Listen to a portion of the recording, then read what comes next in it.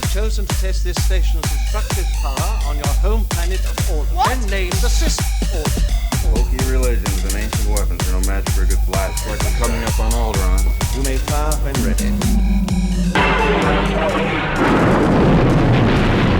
Welcome to Alderaan Explosion, the Explosion Network's official countdown to Star Wars Episode 9, The Rise of Skywalker. It is 7 days, 1 week until release. My name's Ellen Blight, your Jedi Master, and joining me, my Padawans, Ashley Hobley.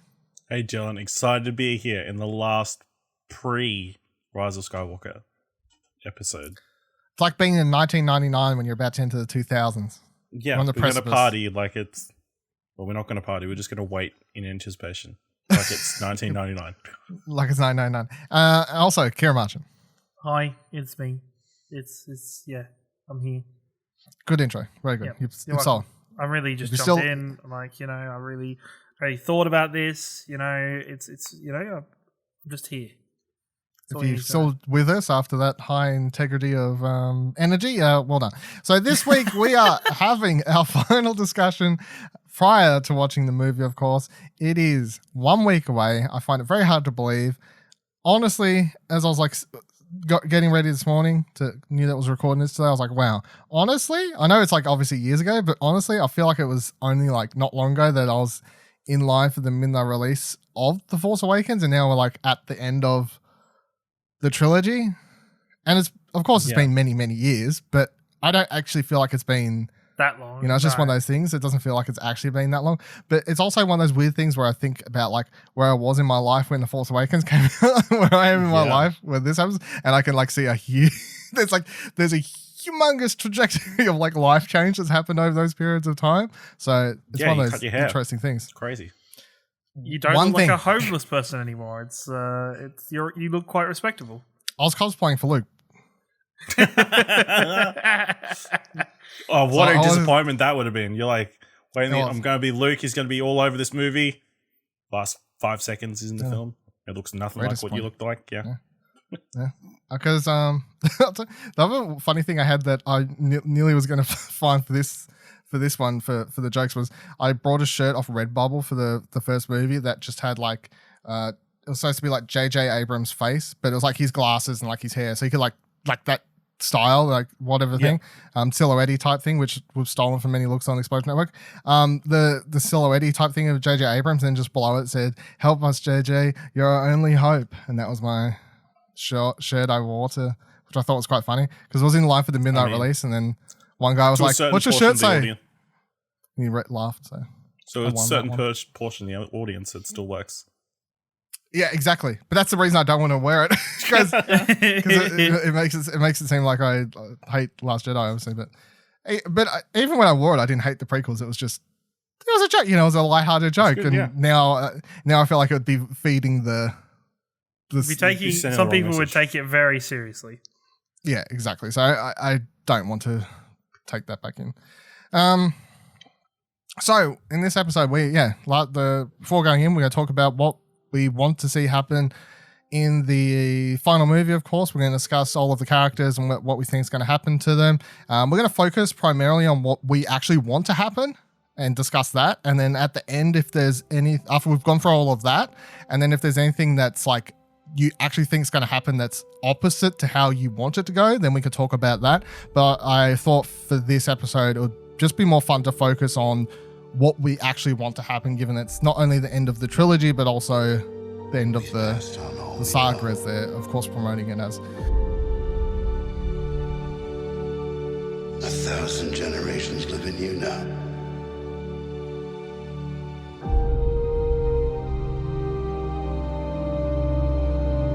But this is your fight.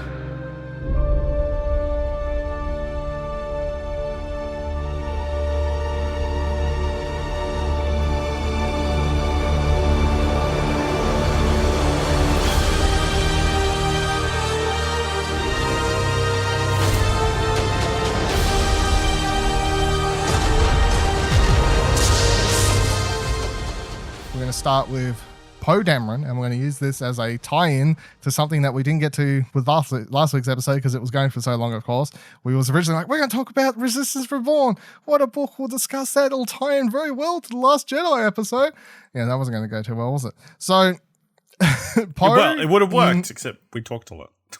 Literal 2 hours later. Yeah. No. It would have been like a 4-hour episode.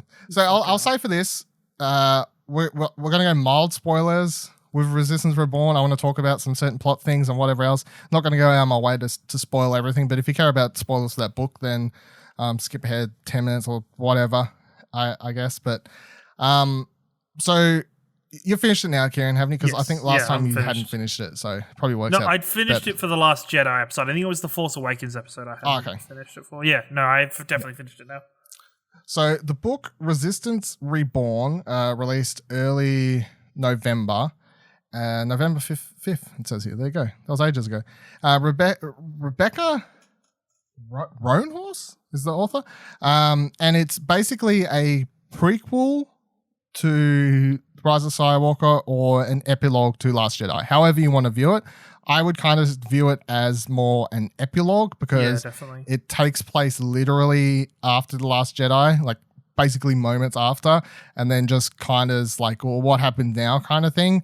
Whereas, of course, we know there's going to be like a year-long gap after the end of this book before Rise of Skywalker begins. So I'm like, it's not really a prologue. It's more an epilogue. Because it spans like a couple days within that. After that, it doesn't, like there's still a large chunk of that year after the end of this book that is still left unknown because of it. Yeah. And the one thing I'll say for this book is much like how I went into Rogue One after reading the Catalyst novel, which completely enhanced my experience of watching that movie. I feel like this book enhanced my last viewing of Last Jedi because I'd finished reading this by the time we rewatched that. But I also assume it's going to change how I go in and view Rise of Skywalker as I'm sitting there and watching it. With that said, I wouldn't say that it's necessary reading or you won't understand the movie, but it's like the book just presents many character beats, especially for like Poe, that I think are going to be really relevant coming into that movie and what's going to happen. And we'll start there with Poe. So the book very heavily focuses on his regret and how he feels with failing everyone with what he did in The Last Jedi and with how he basically caused the deaths, or he blamed himself for the deaths of so many people for what he did in Last Jedi. And that's really what this book heavily focuses on, which is him dealing with that, overcoming that. There's one really fantastic scene where they're starting to kind of gather up some forces on a base. Oh, I should pause here and get for people that don't have. So the publisher's summary I should have read first. Sorry. The Resistance is in ruins. In the wake of their harrowing escape from Crate, what was once an army has been reduced to a handful of wounded heroes. Finn, Poe, Rey, Rose, Chewbacca, Leia, Organa. Their names are famous among the pressed words they fight to liberate. But names can only get you so far, and Leia's last desperate call for aid has gone unanswered. From the jungles of Ryloth to the shipyards of Corellia, the shadow of the First Order looms large, and those with the bravery to face the darkness and are scattered and isolated. If hope is to survive, the Resistance must journey through the galaxy, seeking out more leaders, including those who, in the days gone by, helped a rebellion topple an empire. Battles will be fought, alliances will be forged, and the Resistance will be reborn. So when they set up base on Ryloth, because Leia knows someone there from her past. I will say also this book is basically Avengers Endgame for anyone who's been reading Star Wars canon novels and comic books and everything, like or video games, literally everything. This book literally connects it just brings the most together. Shit. It's kind of crazy. It's like, you know those characters from Star Wars Battlefront game? Yeah, they come in over here. You know one of Leia's books where you get introduced to, like, she makes a friend on Ryloth, all that sort of shit. That's going to come really relevant here. You know, one time I can't remember the name of the book, but the Leia one that was basically set where she was in Parliament and all this sort of stuff, and people find out her daddy was Vader, and then of course she gets in, everyone like kind of turns on her. Bloodline, that was the name of the book. Sorry, Bloodline, like one of the politician friends she makes in that. that's going to be super relevant to this. Like, it's comic book characters, everything. It's like they're all coming in. It's like, oh, you want to know, like, Snap Wexley, you know, that character that's from The Force Awakens that was in The Last Jedi? Yeah, well, he's been off having these adventures in the comic books. Oh, that's going to be really relevant to this. These cast of characters, that's going to be really relevant to this. The comic book where you get introduced to the fact that Wedge marries and, like, retires, that was, like, introduced, like, 2-3 years ago at this stage. That's going to be super relevant for this. So it's basically like the end game of Star Wars canon, or for this period, I guess.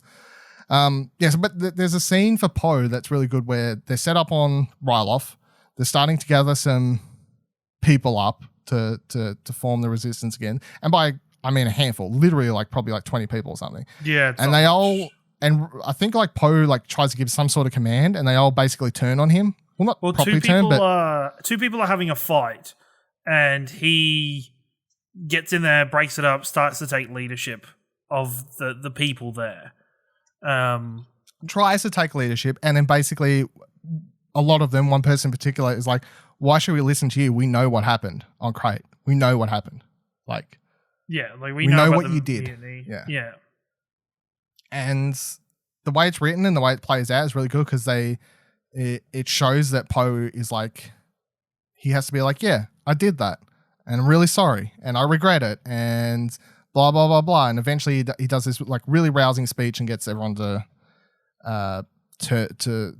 join him somewhat. So this novel, more than anything else, kind of plays into, I guess, my number one theory I had coming out of Last Jedi, which at the time, because of Carrie, obviously I said that the crawl would open and say that General Poe Dameron now leads after Leia Organa has passed, blah, blah, blah, blah. We know that that's not going to happen, but I think because obviously they're still using like Force Awakens footage and reworking it, that we're mostly still going to have Poe as the leader and Leia's just going to be there as like, she even like the end scene of the book is very much like that, where Poe is the person, you know, leading the final rousing speech to the rest of the Resistance.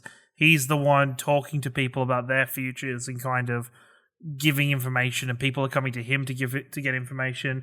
And Leia just kind of, you know, sits back a little bit more and just kind of watches and appreciates Poe's, you know, growth throughout it. And I think that's a large part of Leia's role in this book, is more her coming to terms with what's happened and also going through with Poe and teaching him and continually to kind of push him in the right direction of being the leader of the Resistance, while still at the same time being a very much the heart and soul of the Resistance itself. Yeah. And it's like this book really just confirms his arc for that movie to me, which is just going to be a continuation of this, where he's just in the Rise of Skywalker, he's going to be the leader. He's finally going to become a good leader, not a headstrong, run into battle, do whatever is necessary. He's going to become an actual leader of the Resistance. And I think that's the big change we're going to see for his character coming into that, which is that good, because it's like he literally goes from flyboy to proper leader in the thing. Before we move on to the rest of the characters that we're going to see in that, though, a little bit more discussion on Resistance Reborn. Are there any particular characters you want to shout out, Ciaran, that like stand out to you from the book in particular? Because straight away it's like Rey is nothing in this book, really. Rey's nothing in this book. I think I'd like to know your opinion a little bit more on Finn in this book, because for me, I get it, there's different authors and different writers compared to what we have in you know, Last Jedi. Finn seems almost like a very different character throughout most of this, and I don't know if that's just because we only see Finn really through Poe's eyes for most of the time. Like him and there's very little there's very little Rose in this book as well. Like I think Rose was very much more of a background character in this book, which I was quite surprised about, and it kind of focused more on Finn's and Rey's relationship or friendship, and then Poe's and Finn's relationship. It just felt a little bit disconnected from where we end up on Last Jedi to where Finn is towards the in this. In what way? I guess I don't know. I don't know what the even the writing for Finn, there was something about the writing that I couldn't see John Boyega saying the lines, or I don't know how to put my finger on it. Like, he's very like action based and very almost at some points he's very ignorant of the world, or just like, you know, he has moments at the party that they go to where he's just eating food, and it doesn't seem to have that. I just took that as he's literally never seen that much food. Yeah, and no, that he hasn't.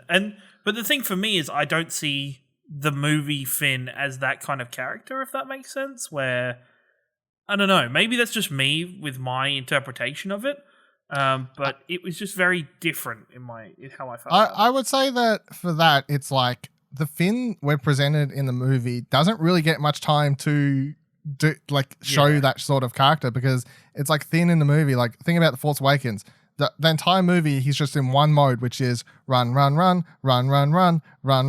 I better save my friend Rey, and now I'm fucking spine hurts. Like, that is this whole thing. And then The Last Jedi, it's like, once again, like, better run, better save Rey, better run. And like, whereas in the book, he's like, this is the first time, and this is obviously one of the big differences for his character coming into the next movie. In this book is the first time you actually see him properly on a resistance mission, proper resistance, like he's there 100% because 100% to solely help out with the resistance mission. So, and he's just more kind of in the moment, I guess, more as like everything else, he's just gotta go, fuck this place, gotta go. So I think that's part of it, but yeah, I had no problem with it. Maybe the way the writer wrote Finn just didn't work for you, I guess. Comes down to just was interested.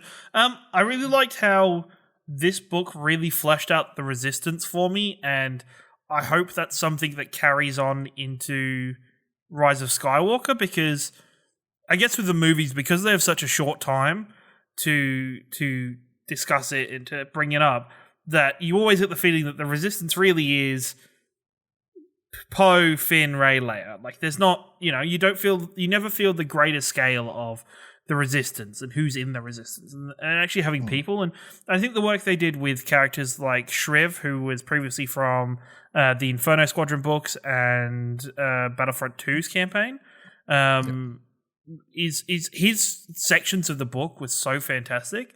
I really liked his character and his character growth throughout the book. They bring on a former Imperial commander called Tija Nas, who I thought was a really good, interesting character, and I have a feeling she's not going to be in the movie. I think if anything, she'll be in the background or something. Even in the background, she's one of those characters. Like, her physical description sounds like somebody who would be very distracting as a background character, because she's so different and out there in a character. She's supposed to look like a fucking barbarian, I guess. Basically. Yeah, she's supposed to look like a barbarian, have cuts down on her arm and stuff. I found it really interesting seeing the parts of the book that we got to see from the First Order's character's point of view. I think it fleshed out a lot more of what the First Order is, and that not everybody in the First Order believes what the First Order is doing badly, is doing wrong, and that, them blowing up the New Republic is something that there's no real confirmation on, so a lot of people are unsure about that. And seeing them grow to more things like the Collective, which I don't think will be mentioned in Rise of Skywalker, but no, that's a new thing, I believe. Yeah, which is a completely new thing. It just seemed to add so many elements to this that excited me, and I hope stuff like, Snap Wexley had such a interesting character arc in this based on his parents, and I'm a little sad that for reasons in the book we won't see Wedge or Nora in. Could be misdirect, but I don't want to get people's hopes up, because like I know there's a very like niche group of like Star Wars fans, like OG Star Wars fans, who love Wedge as a character. And I know a lot of them, like, even when The Force Awakens come out, I would see people on like Reddit and stuff being like, they better bring Wedge back, all this sort of stuff. And to a lot of people, they're like, who the hell's Wedge?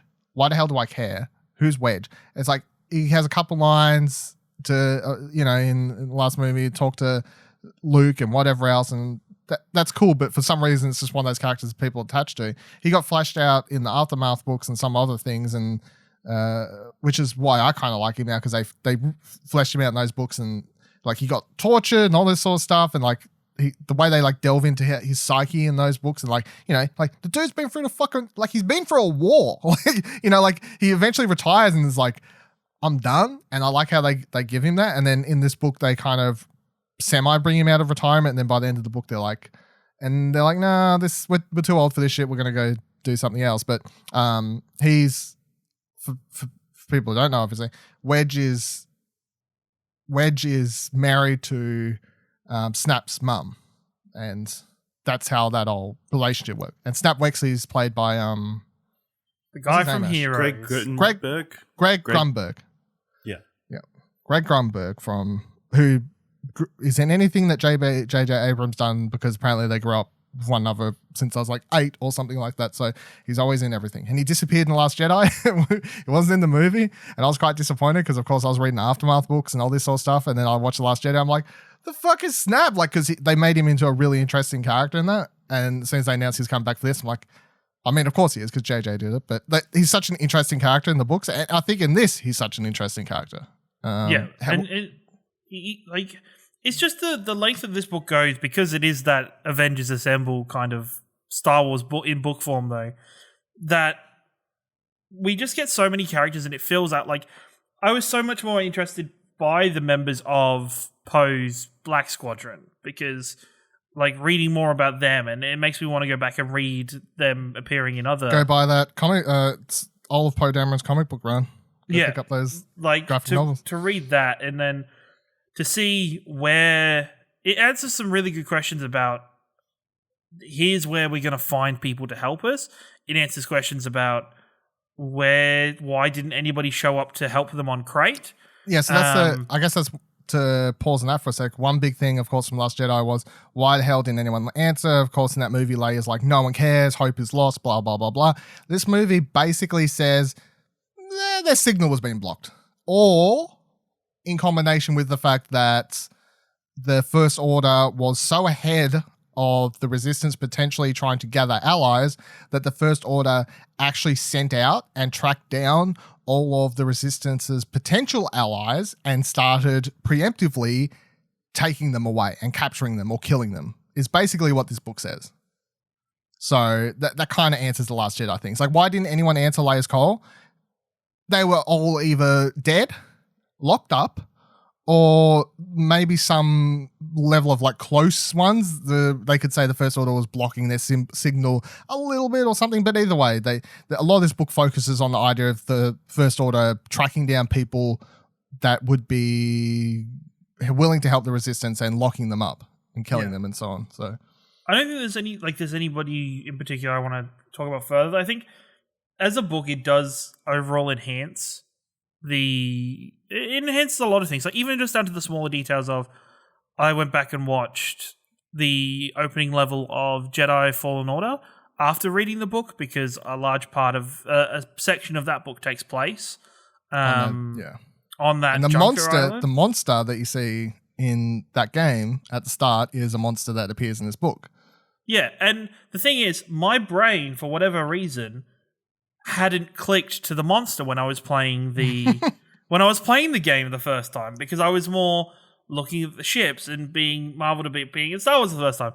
And then when I watched it, I'm like, holy fuck, how have I not seen these monsters everywhere? Like, what the truck? What the fuck is going on? But no, I think it fleshes out the Resistance in such a good way that it kind of makes me sad a little bit that we're not going to get the Resistance as fleshed out in the movie just because of time constraints. So I hope there's some of the characters are still used and are still present. But yeah, it's a good lead up to Rise of Skywalker. Yeah. It's like one of those things, there's only so much time in the movie, and as much as I care about it, does everyone else care about it as much as I do? Much like the politics in Star Wars? And the answer is like 9 times out of 10, no. No one really cares that much. I do want to shout out like once again, this is spoilers. I mean, this whole thing's been spoilers for the books, but there is a character that shows up in the book that I thought was quite interesting that may show up in the movie, simply because, like, although they've been in the book previously, they're not like they could have them show up in the movie and you don't need prior knowledge for them to be important. And then there's the character of Ransom Casterfaro or however the fuck you say his last name. He's a character that showed up, that I was saying before, showed up in the Bloodline book and was this, in that book, actually outed Leia and was like super against Leia. And then they become friends by the end of it once they get to know each other and whatever else. And then he's captured in this movie, whatever. They all play it like movies in my head. He's captured in the book basically because the First Order assumes that he would be willing to help out the Resistance. And then spoilers, by the end, they, of course, get him and Leia and him have a cool reunion, which is great for fans of the books and everything. But he could show up for sure, I think. Because it's like if they introduce a cast of new heads of the Resistance in the movie, they would have to. It would even be have him there. You could have him there and her friend from Ryloth, who I forget his name, but he leaves with them at the end. And he ended up leaving with them. So it seemed to be that there were in the book those nods to these people are going to be the new leadership. Like that's part of the reason why I was disappointed that the Wedge arc played out himself, because starting from reading it from his point of view, I was like, oh, that's going to be so cool if Wedge is part of the leadership in Rise of Skywalker. And at the minute, that's not going to be the case. So, yeah, I think it's laid some good groundwork for Rise of Skywalker. Another character that shows up is one that's actually been in the movies prior, which is Carlist Riken. He shows back up in this book. He was a character that was in... he's actually from Alderaan, and he shows up in Empire Strikes Back, and he's on the Hoth base as one of the commanders there. So they have a real actor that's played that character before. He shows back up in this. Leia's like, cool, glad to hear from you. How's it been going? He's like, yeah, I kind of retired and all this sort of stuff.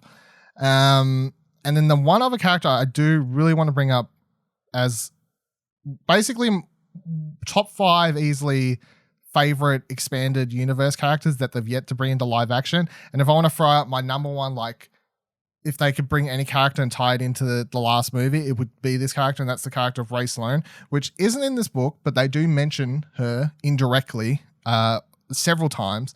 Rey Sloane was the head Empire character in the Aftermath trilogy. She showed up in the first book where they introduced Kanan and Hera before they even started the Rebel series. She's been in lots of stuff. She's been super important in... all of like that whole Battle of Jakku and everything. And then the last time we saw her, she took a bunch of fucking Star Destroyers and she fucked off into the outer regions. And I 100% believe, of course, we're going to explore the outer regions in this, because that just seems what's going to happen. In a lot of ways, I feel I wish I had the time to reread Aftermath, because all of those books are like dealing with the Emperor's plans post his death. Like that's a whole series, and a lot of it's like, oh, fuck off to the outer regions, Rey Sloane, take out here, you know, all these things, Battle of Jakku, all this sort of stuff. It seems like really important now.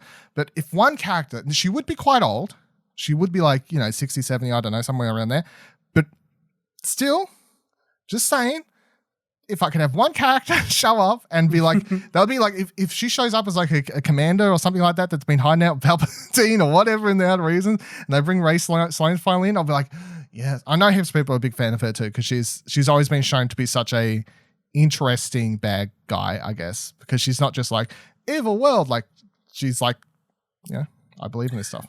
Were you surprised that there was nothing in this book to build up Zori Bliss at all? Nah.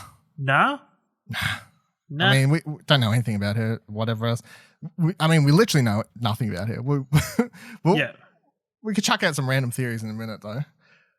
Moving on from the book now, though. So Ash is like, oh, thank God, reading, Thank God I can talk. Watching movies, let's get back to it.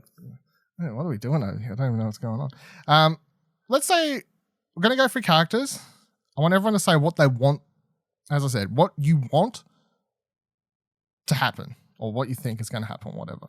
So the next one we'll go with is Lando. What do you hope Lando's story is in this movie? Like, how does he come back into it? What's his story arc? Blah, blah, blah, blah. Ciaran. I don't know what I want for Lando in this. Like, maybe like a moment where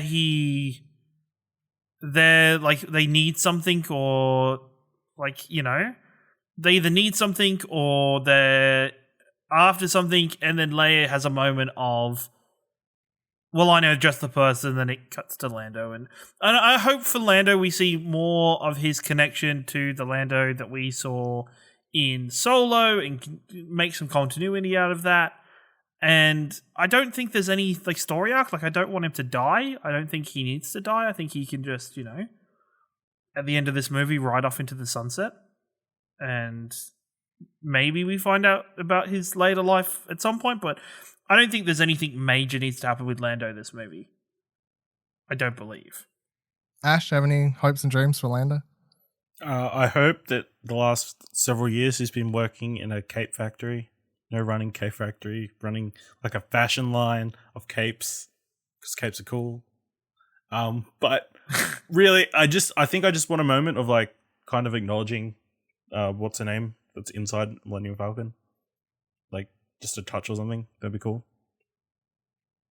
Throwback, yeah. It's like one more time. Okay. And this My time girl. it would be an actual line instead of just, there being the lines in the original trilogy that people like, oh, does that have meaning now because of this and blah, blah, blah. Just an actual line that is definitely, pointing towards that and making sure, that's definitely there. Like, that's not something we're forgetting. I want very little from Lando, honestly. I'm so I every time someone brings up the fact that Lando's in the movie, I'm like, oh, he is too. Like, I'm so focused on the other characters and new characters and stuff, and I the only thing that's semi-important, I guess, when I think about Lando for the movie is the fact that even in the why that book was just talking about, there's not one scene where Leia's like, who you should go to help and who would be great for our new leadership for the Resistance. She's never like, Lando. go get Lando. Yep. So it just makes me wonder at what point in the movie, who's like, get Lando, or Lando just shows up. You know what I mean? Like, would it be better if they had somehow saved it as a secret? If somehow he was never in trailers, it wasn't a thing you could, you could hide. I don't But think would it be better Billy as D. a... Williams could keep a secret. Well, yeah, okay.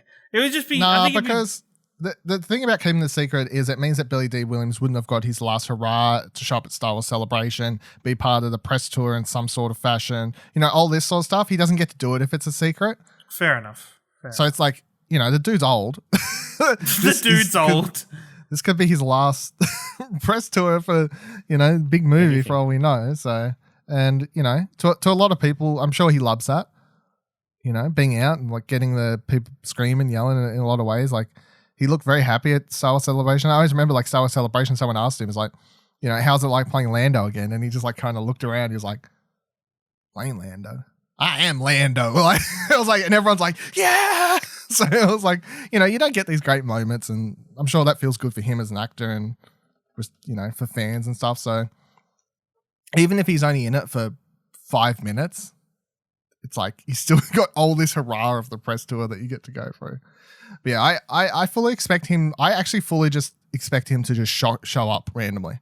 Like, I don't think if they haven't done in this book or anything to hint at the fact that Leia could potentially go to him for help by now, I just expect him to, by happenstance, like rock up and be like, oh, hello, lady. Like, like, what's going on here? It's like, would you want to join? Or like, Yeah, I don't expect him to have a scene with Leia at all. I just, based on the knowledge of what footage they have, I can't imagine that would. Yeah, it'd be too hard.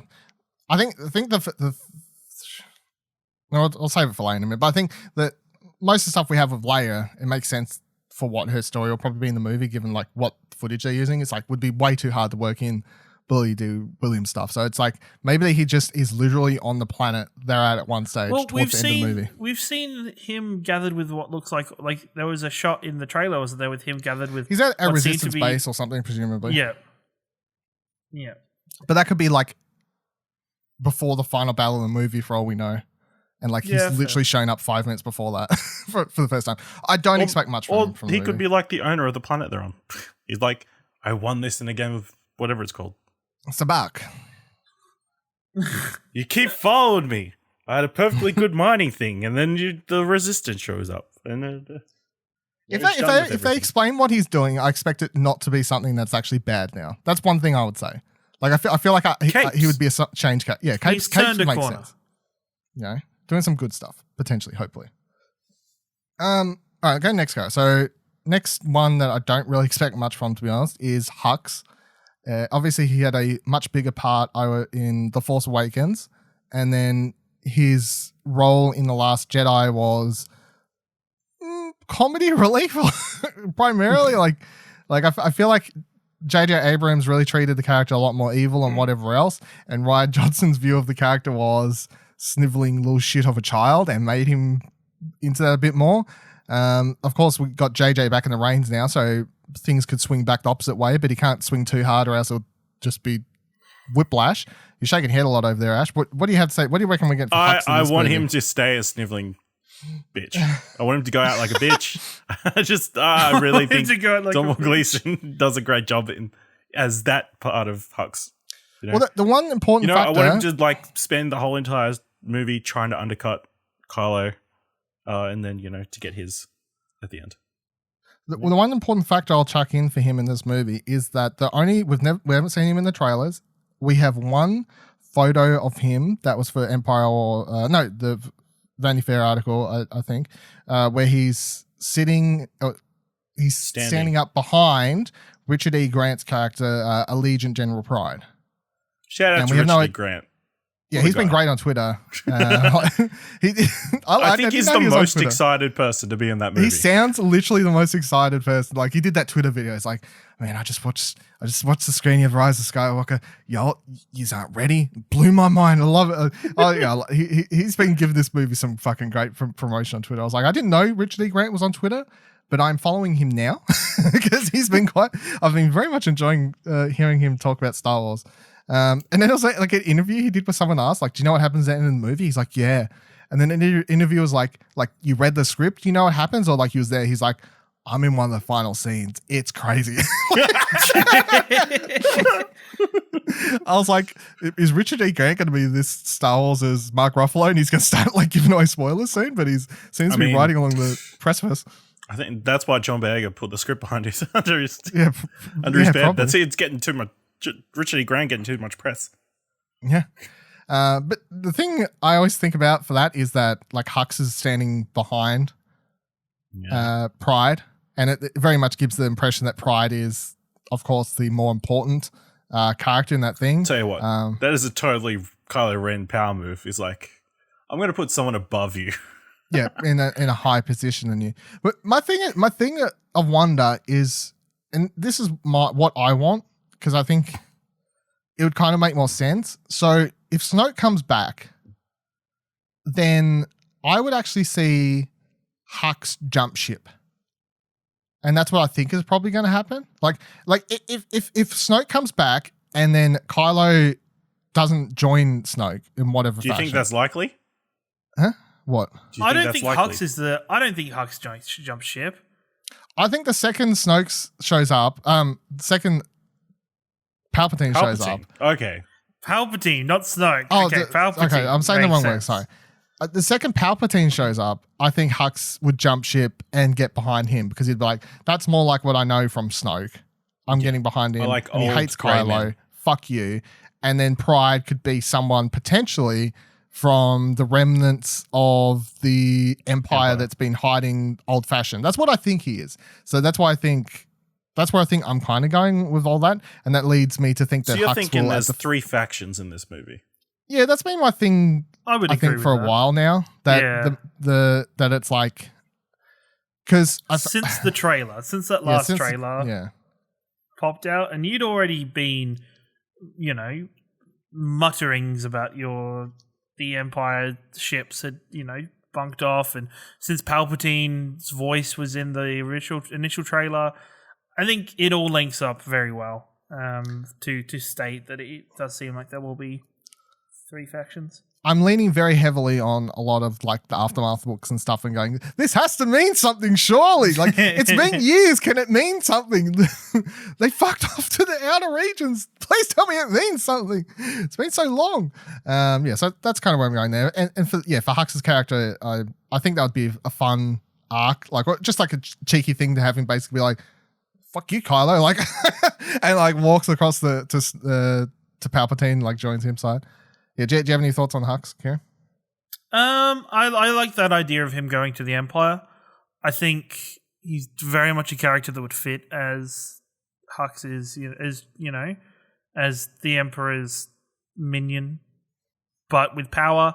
I think we've already seen that the inkling of Hux wants to be the one that stabs Kylo in the back.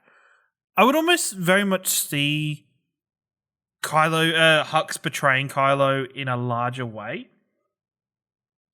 Like, there's a bigger moment where Hux, does something to Kylo that before leaving to Palpatine, where either Kylo steps up against Palpatine by himself or something, and Hux, quote unquote, stabs him in the back.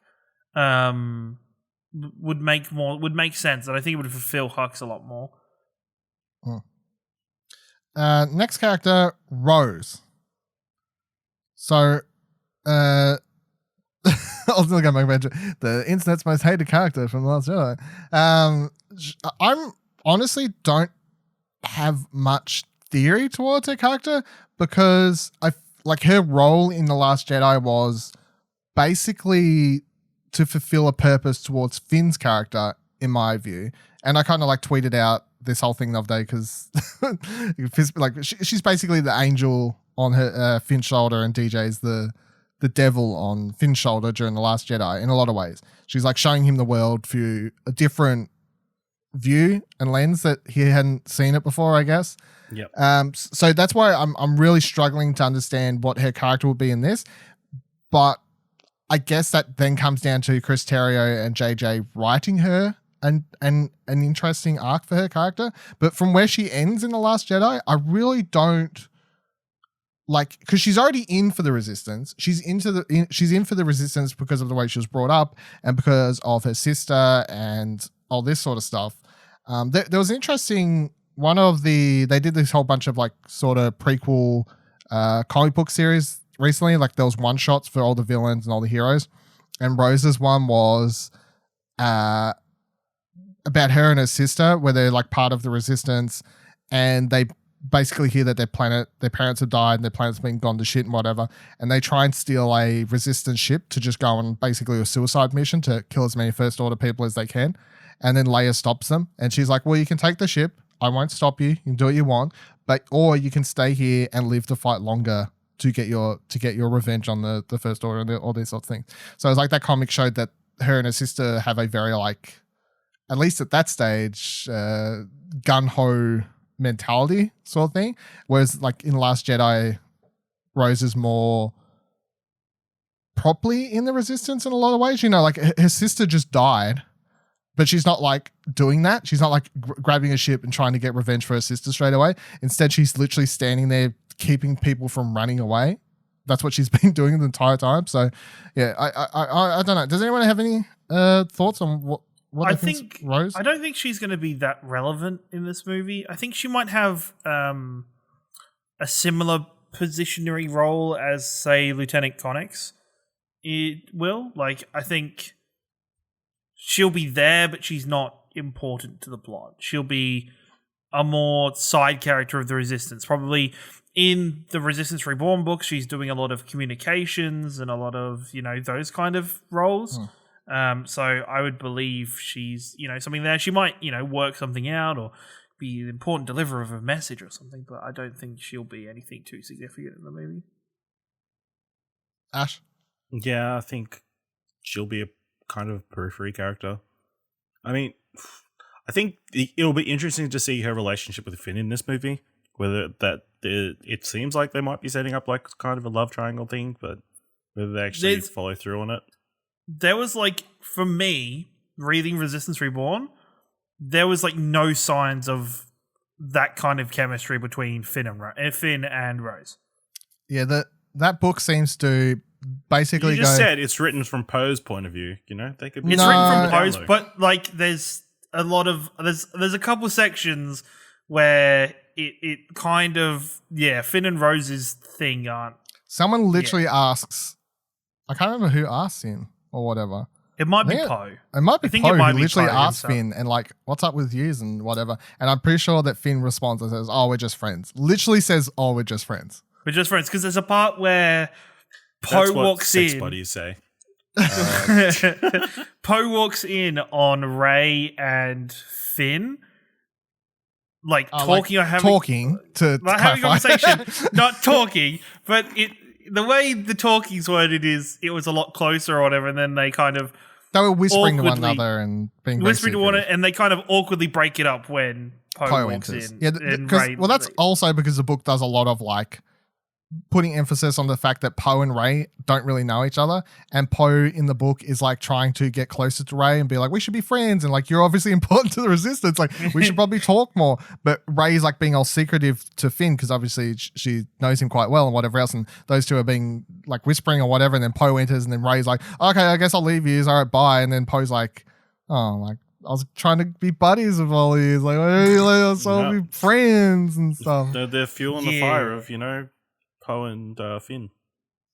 Yeah, the book also seems to put a damper on that, which a lot of the internet got rather upset about. But there is one really good scene between the two of them, which someone actually drew into a comic online, which I absolutely loved. There's like one scene where Finn doesn't know how to do up a tie. I think it was. It wasn't a bow tie. I think it was just a straight up tie. And then like he's in a room trying to do this, and then like he calls in Poe to help him, and Poe like helps him put on the Well, tie. no, because he has that awkward moment where, because like Finn's like flipping shit out of frustration in his room, and Poe's locked out of the room. He's like, "Hey, buddy, can you let me he's in?" he's like, do you want a hand? just like, let me in. Oh, fucking like he was like properly concerned about Finn and everything, and yeah, they have that nice moment. But Yeah. they definitely put Finn's to like death. I think Finn's like they never showed us how to do these in the First Order, and then Poe's like, it's okay, buddy. Like, Yeah, I think they from that book though they definitely put the Finn and Rose to bed. Yeah. like not that sort of bed, but But like, we're Death friends, bed. bunk beds kind of. Yeah, definitely. yeah. But it's like also, was that like just the author, or was she told to do that? I don't know. Don't really know. I'll say that I wish there was more for Rose to do because I enjoy Kelly Marie Tran as that character. I think I really like her obviously in Last Jedi, but I just don't know how her character fits for the plot, and I don't know what I want from her character in the plot because I don't know how it works. I know. Next up. Yeah. But she was like a mechanic or something in the film. I can't remember Yeah, exactly what it was. yeah. Maybe she could fit like a Scotty cutter role from Star Trek. Like, the ship's getting smashed up. And, Somebody she does the, somebody has to the fixing stuff up. Somebody still has to repair the radar on the Millennium Falcon. yeah, That's true. Important part of the mission, it sounds like. Which she's going to have several scenes. Like we know there's that one in the trailer where Connix is in the background of Domhnall Gleeson's character, whoever he plays. Who? No, the wrong. Who? Not Domhnall Gleeson. Uh, I was like, Connix in a scene with General Oh my Hux? god. no, Rose is Dominic, turning to the dark side. Dominic Monaghan Dominic is Monaghan. in the Monaghan. However you say his Pippin. name. Pippin it is. is in the background with Connix, and then Rose is also there with Finn, and it looks like it's on the top of the ship during like the whole space horse thing happening, and like shit's blowing up all around. So like we know she's. Did you know? So there was an interview with John Boyega last week where he confirmed that they're riding on top of the Death Star. What? He says in the interview, "We're riding horses across the Death Star." Okay, well, it's definitely not the scene we've seen in the trailer. So that basically, if that's what he said, I missed this one, and I feel like I've been reading a lot of this interview shit. 'Cause They're doing in the like same 20 interviews a interview- day. This is like the same interview he did where he talked about the script he lost and everything, but he talks about it there, and I was very interested at the fact that he said they were running across the Death Star on these horses, because I was like, okay, Oh, fuck it. that's- We'll skip. I'm going to do Leia next, but we'll do her up. Let's skip to Finn because he was after. So we'll do Finn. So if he says they're riding horses, then I think that confirms like a running theory, which was that the planet that the Death Star's on, which is that new planet. I've mental blanking the fucking name. It was a new planet that we're getting introduced to. Starts with P or whatever. Where we see the whole dance party thing happening in the middle of the desert or whatever the hell's going on there. That the running theory was that was going to be also Janna's planet, and then on that's the planet they'll meet on. And then I guess that would make sense if they also have the horses on that planet because she like rides the horses. And then maybe they chase after Rey and then they end up riding those things across the Death Star, I guess. That's how that would all link up in my mind. Like, because remember how I think in the first episode of this, I talked about how for a lot of time we've been presuming that the Death Star, or what's left of it, because we see it surrounded by water, it's a different planet to the desert planet. But I was saying that like it could be the exact same planet, which would make sense. I've never asked this. Do we reckon it's the first or second Death Star? It's the second. It's the I mean, second? it's definitely the second. It's got the Emperor's throne room in it. Oh yeah. Okay. So it's definitely that one. So the other thing, and of course my running theory, I've had since the second trailer, or last trailer, third trailer, whatever it was, which is, at the start we see Rey running along and blah, blah, like training or whatever. I'm presuming that's I'm still going Forest Moon of Endor, and my proof, and by proof I mean to add fuel to my fire, other than the fact that I really want it to be that because I want to see Ewoks again, is that in the last big saga trailer celebration thing they did where they had a lot of footage of behind the scenes from the last few movies up to this one, everything, they tied it all in. They had a fucking, literally, there's 1 second in that where it shows Warwick Davis, current day Warwick Davis, like old. He's got the Ewok suit on and his head's poking out, and it shows him reaching up to put the helmet, the Ewok head on. What the fuck would he be doing that for if it's not in the movie? Maybe Hashtag it's just confirmed. a cameo performance he did at a kid's birthday party. That's where Palpatine is. He fell out of the Death Star, landed on the Ewok moon. Has been living with the Ewoks for the last 20 years. It's a new Ewok empire. Yeah. He gave them the ability to speak, the ability to grow taller, and they treat him like a god. I don't know if you read the part in the books where the tribes of Ewoks went to the Outer Rim. Oh, in one of the books, they also Snoke is actually an Ewok. Shaved. Confirmed. The only thing we know from the Ewoks is in that Han and Lando book, Last Shot. One of the main characters in that is an Ewok. And the Aftermath, they confirmed that Ewoks are like rented out to people as basically like psych pets, like to talk to help to, like to cuddle them. Or like the comfort support animals. Yeah. Companions or whatever. Yeah. That's cool. Basically that. That's really That's weird. cool.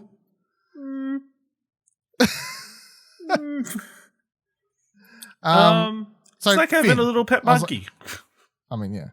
Aside from my Warwick Davis confirming proof that Ewoks going to show up in the movie, Finn. So I think Finn is one of the most interesting characters, in my opinion, coming into this movie because obviously, as I said last week, this week, every other week, people don't understand his story from Last Jedi.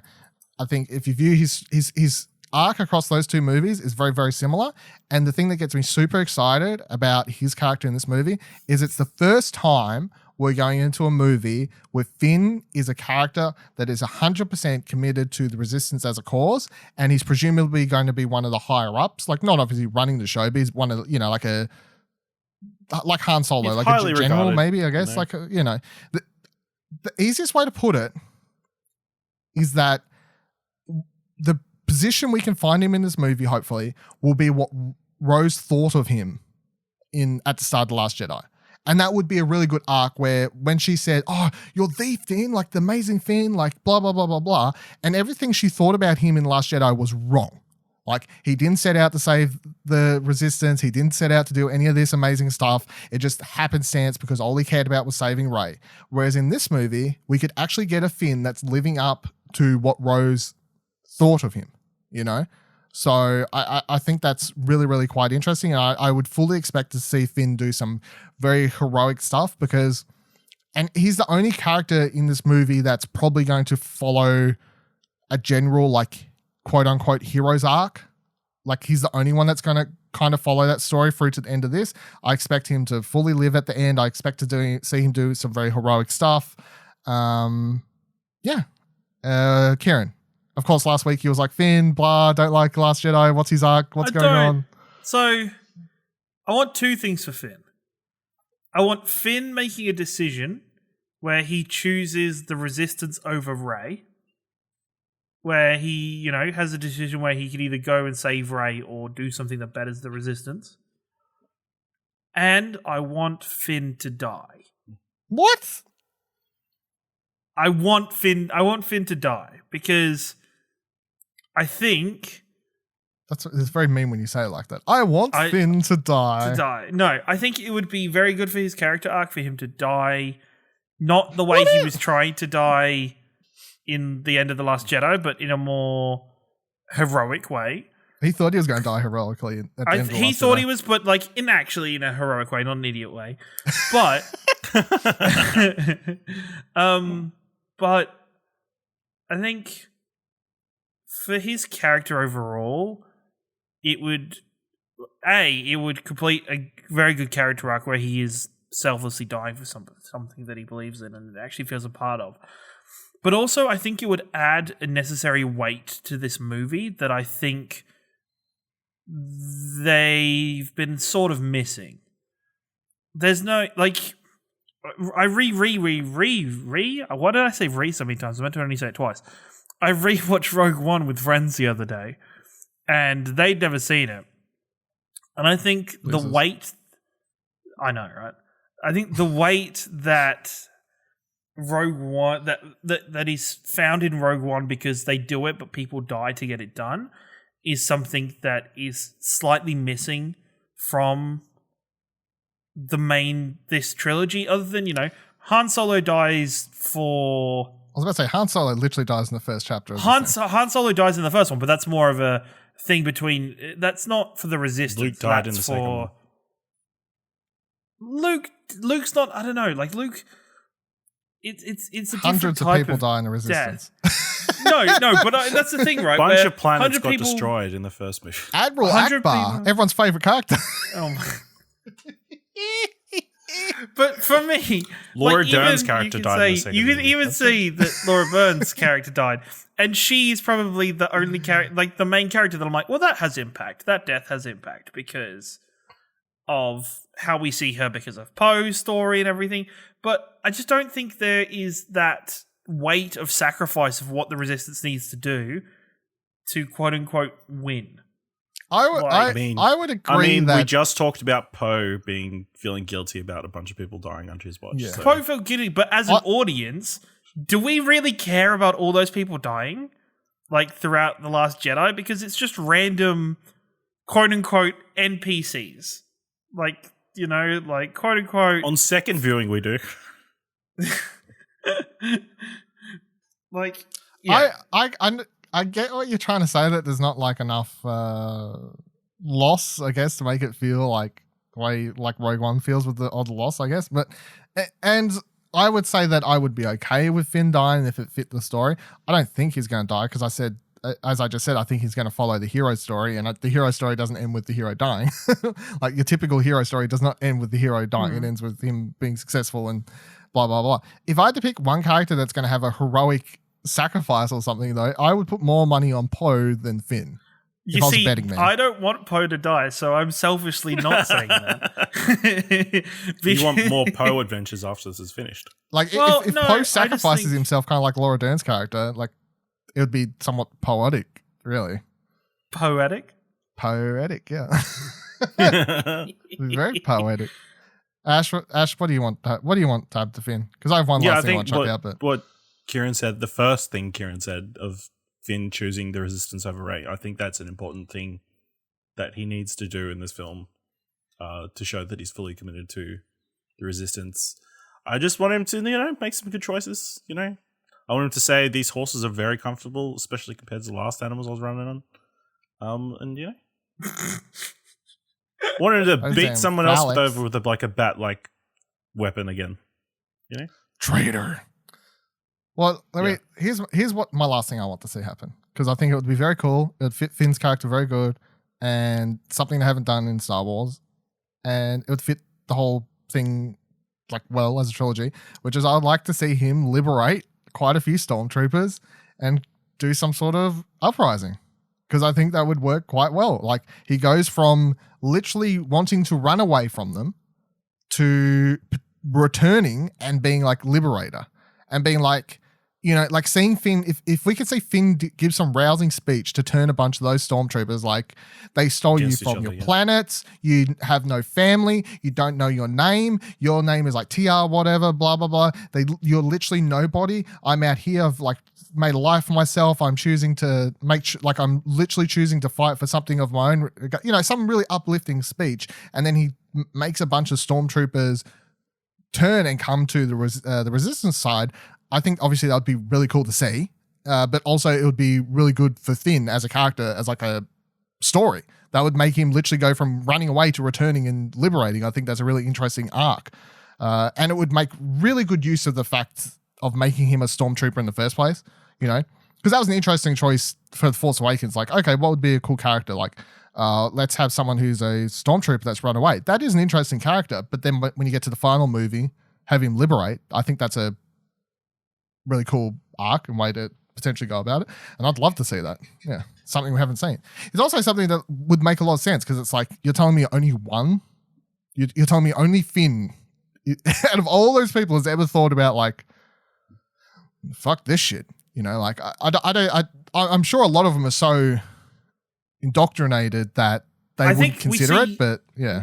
Going once again back to that book, we see in them that none of the bad stuff is really seen by the people who are in the First Order. Like, a lot of them don't really see or believe the true nature of what the First Order's doing. Whereas I think there's a very separate thing of like the very high top echelon of the First Order being Kylo and what was Snoke and Hux. Yeah, evil side. The evil side is very disconnected from the rest of the First Order.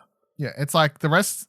So, like the First Order as a whole to the rest of the galaxy, for a lot of people, as brought up in that book, is like it's just sort of like a political party, and like they're trying to make change. And I agree with some of the stuff they're saying, but yeah, they have no idea that like they're blowing up planets. Like, what the fuck's going on over here? So, yeah, I don't know. All right, let's go Leia then. So Leia, of course, is hard one to pick because if we hadn't lost Carrie, my whole idea of where her character would go in this would be a lot different, knowing that they could just do whatever. From the outset, they always said that Carrie's biggest role is going to be in this movie. How much of that's changed, I don't know, but they still said that she's going to be in it quite a lot. What quite a lot means, I don't really know. I'm presuming from the footage we've seen and what makes sense, like from a technical perspective, I would say that she's mostly going to be seen in scenes with Rey and training Rey. And that's because they had a lot of extra stuff, I guess, between her and Rey, and then they could fit that in story-wise, and I'm quite happy with that. As I said, I'm pretty sure Forest Moon of Endor, that Rey's training there with Leia. That's what I'm hoping for.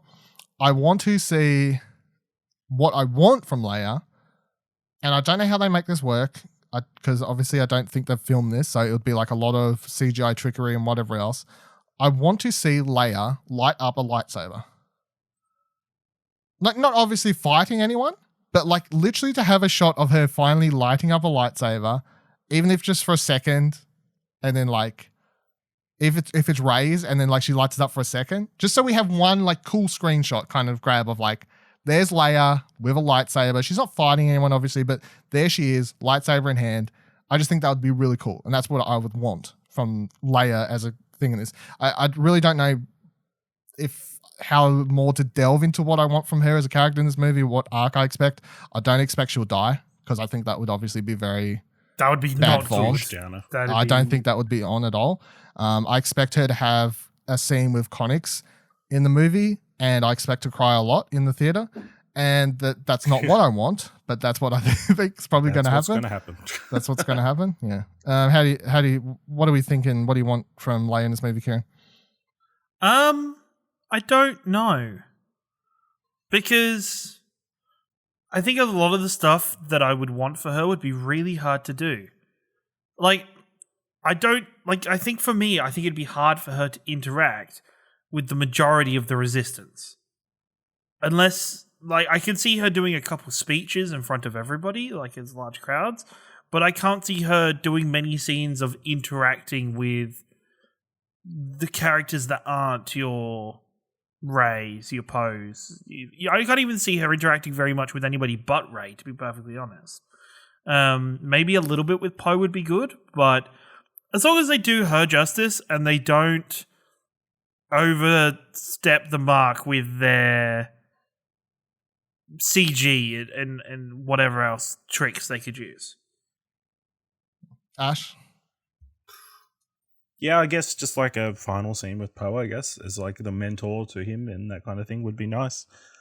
In a dream world, a scene between her and Kylo Ren, I think that would be... Because they never had one so far, so that would be a cool moment. But highly unlikely. Would it be acceptable for her, instead of like a quote-unquote death, if she disappeared into the Force like Luke?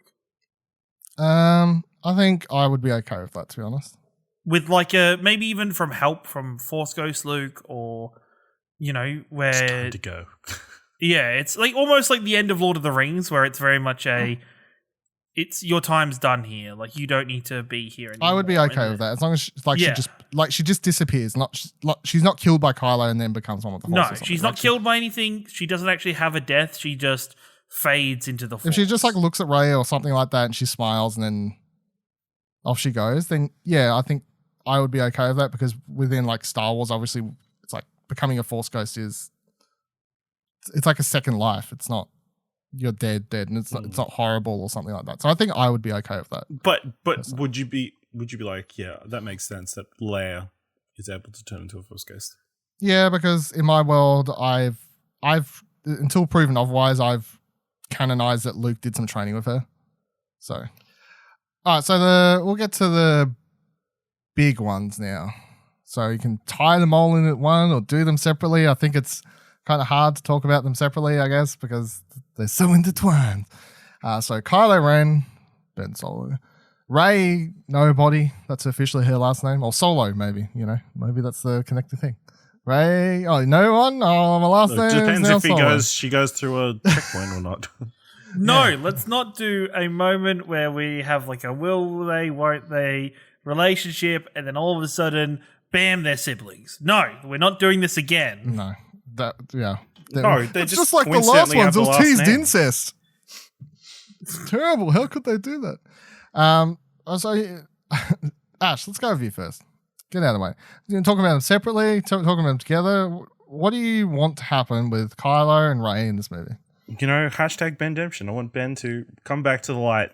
Let go of that darkness. Put on like a white suit, and help take down Palpatine. Put on a white suit. Is he Seth Rollins? Yeah. Like, fucking hell. Put on your best suit. Well, he wears Luke's robes from the last film. How about Rey? I know. I feel like I want to see her get tempted by Palpatine and the powers he has. He's like, we've seen the touches of Dark Rey, and maybe could explore that for like half a movie or so. Before she comes back, to the good side. And we've talked about how much we think we're going to be presented with Dark Rey and all this sort of stuff. So I feel like in the end, it's probably going to be like he shows her the power that she could potentially have if she joins that side, and then she says no, and then she cuts him in half. Oh, good. Just cut him in half. Ciaran. She's like, we have to put you down for good. Just keep cutting. Fucking hell.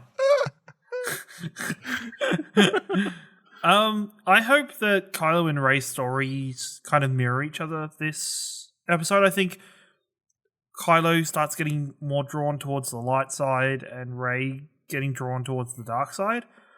And I think the movie kind of goes towards the two of them realizing that they need to work together to defeat Palpatine, and then them becoming the first Force users that find true balance in the Force, both equal to light and dark, and find that is what's supposed to be. Like, they're supposed to be balanced between the two. They're not supposed to lean one way or the other.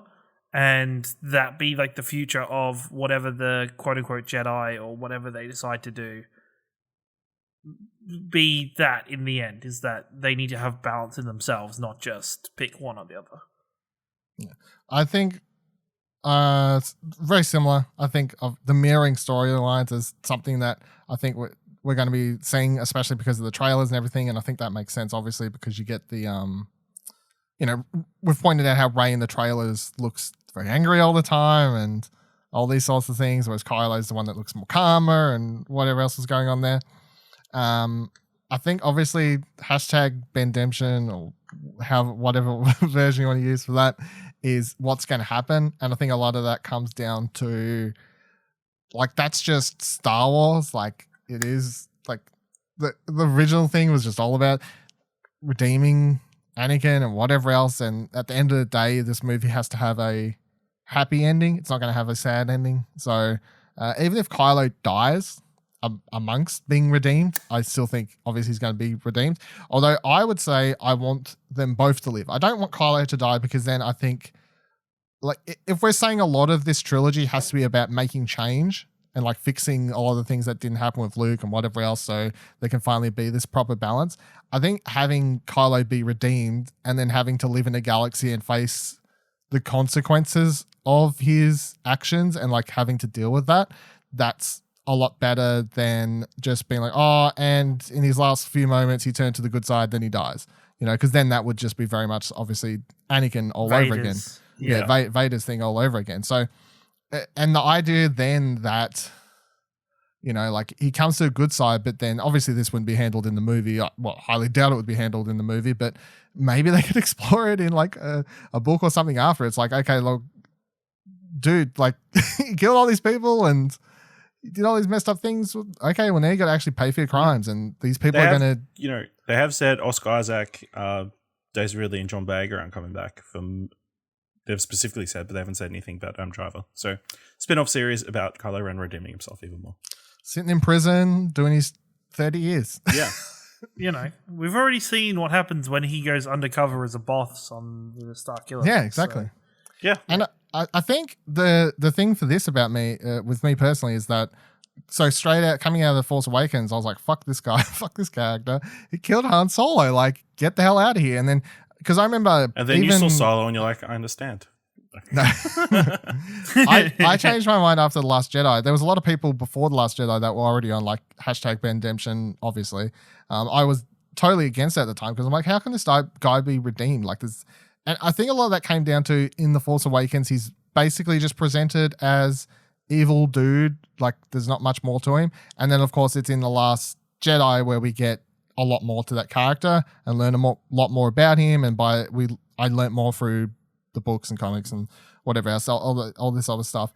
And then the more I got brought over to the light side or bad side, depending on which side of the fence you sit on. But the idea of redemption just being like super important to Star Wars as a story. And if he's not redeemed, it's like, what was the point? And like, what was the point of Han's death if he doesn't redeem at the end? Because if he is redeemed at the end and he comes back to the good side, then Han's death actually was meaningful. Like even if it didn't make a difference right there and then, but if they can show that one of the factors that leads to him, like, even if they just have like a slight flicker, like a flashback, or show that he's thinking about his dad or something like that. Because you got to remember in those final moments when Han's falling, like he's not angry or anything. Like his last thing is literally to like put his hand on his son's face and be like, I forgive you, and then falls to his death. Or, so like it's not, he forgave him in that moment. I think that's, if they redeem Ben, then that moment will have a lot more weight to it when you rewatch the movie and everything like that, so it'll make Han's sacrifice mean so much more. For Rey, I definitely feel like we're going to start the movie with her being a lot more aggressive and exploring the Force and whatever else, and they kind of tease that in the Resistance Reborn book or whatever, and like even if Leia's like training her, I feel like she's going to scare Leia much like the way she scared Luke, because she's going to be more willing to tap into dark side type powers and whatever else and be like, it's fine. Like I went into a waterhole once and touched this mirror. That was apparently dark side, or so Luke said, but here I am. I'm fine. Like dark side stuff's good. And Leia will be like, well, you can't do that. And she'll be like, well, I've done it before. Like, like I've tapped into this stuff. It'll be perfectly fine. So, and then maybe she slips too far and by the end of the movie. You have Kylo balancing her out, and then you have Rey helping balance her out. I don't want a story where it's like one of them saves the other. I just think I want a story where they both hit each other at the same time, and then I'm not like a big like Reylo super fan or whatever. I'm open to them, of course, by the end of the movie becoming a thing, I guess. Like, I'm okay with that if that's the way it all goes. But I think I just don't want a movie where it's like Rey saved her or she saved him. I feel like that's like super boring. Whereas if they evenly pace out and work together to save one another, and then that's obviously where you reach that balance, because then it's not too weighted. They literally saved each other instead of like, he saved him, she saved him, these sorts of things. I think obviously for Kylo, his mask coming back is super important, because like what the mask represented in the first movie was literally him being able to get away from the light side of him too much. So he thought that like, put on the mask, pretend to be someone I'm not, blah, blah, blah. Like he was, as we was talking about, like he was really cosplaying the villain so much more. And in a lot of ways, I feel like we're going to go into this movie and he's still obviously getting pulled to the light side. So much to the point that he has to recreate his mask to try and help himself. Well, even what do you think the aftermath of him and Luke's battle was? Because that was the moment for Kylo where he could get his revenge, like do what he actually wants to do, kill the past, destroy the person that tried to kill him. He thinks did tried everything. to kill him. Well, he thinks tried to kill him, but do everything in his power to kill that thing, kill that person, and then for Luke to still be too far out of his reach to still have... I think one important thing to bring up here that I think will become important to that, because like obviously when you end the movie, Kylo has no idea. I don't think he has any idea that Luke passes. Like Leia and Rey feel it, but like would Kylo feel that? I don't think so. I don't think he's like tapped into Luke in that in that way to feel that in the Force. But there was a picture that came out in one of the trailers, the TV spots, where it looked like Rey was looking at a destroyed TIE fighter or something crashed on what looked like Luke's island. Looked similar. I could see them very early in the movie. Potentially Rey goes back, I guess, maybe at some point. And it turns out that Kylo went there, obviously, because he would know where he is now. That's the thing. Like, Snoke finds out where he is and all this sort of stuff. So he can track down Luke. It would make sense that after the Resistance escapes, that Kylo's next move was, fuck you, old man, I'm going to come find you and kill you. That's what would make sense to me, I think. So then if he goes there and finds he's not there, then it's like, I don't understand what Kylo's goal in life is. You know what I mean? Like, what's his goal in life at that point? Like, Luke's gone, kill Rey, or like, but that's the other thing. I don't think he wants to kill Rey. And maybe that plays into why he looks so calm and everything we see him in the movie. Like maybe his thing now is like, I don't want to kill her actually. I want to turn her or have her join me or something like that, And I think the other thing I think we're going to see built upon in this movie, and will tie into the Rebels episodes we watch for Alderaan Explosion, is that, and this one thing I had pointed out to me on another podcast, Sky Talkers podcast, they pointed out... They literally, sometimes people point out like the most obvious things. You've got all the puzzle pieces laying in front of you, and you're like, oh fuck, I've never like looked at it in that sort of way, but now it makes perfect sense. So they talked about this Dave Filoni interview I had seen before many times, where Dave Filoni talks about the fact that in Rebels, Ezra, when he's first talking to Yoda in the first season, is actually in the world between worlds. But he's not fully connected. He's not fully there. So it's not the way that it appears when he actually goes there in the last season. And then there's another time where he's there, but he's not really there. It's all about him being connected. And Yoda's there, but Ezra's not quite there yet until the final season. And they're like, well, why? Like Kylo and Rey and the way that's presented in The Last Jedi is very similar to the way Ezra and Yoda and all these other things with the world between worlds is connected and shown in Rebels. And I'm 100% now on board. Like they're in the world between worlds when they're connecting with one another. Like that's where they are. and you could actually have them fully commit and go to that, because I think one of the most interesting things about Last Jedi is, of course, their connection. And it's like, why wouldn't that be explored more? I want that explored more. That's going to be a very important thing for this movie, I believe. I want that to be a very important thing for this movie. And yeah, it's like, if they fully commit and they're more on board with connecting, because of course in that movie they're like, it's just happening because they say that Snoke is forcing it to.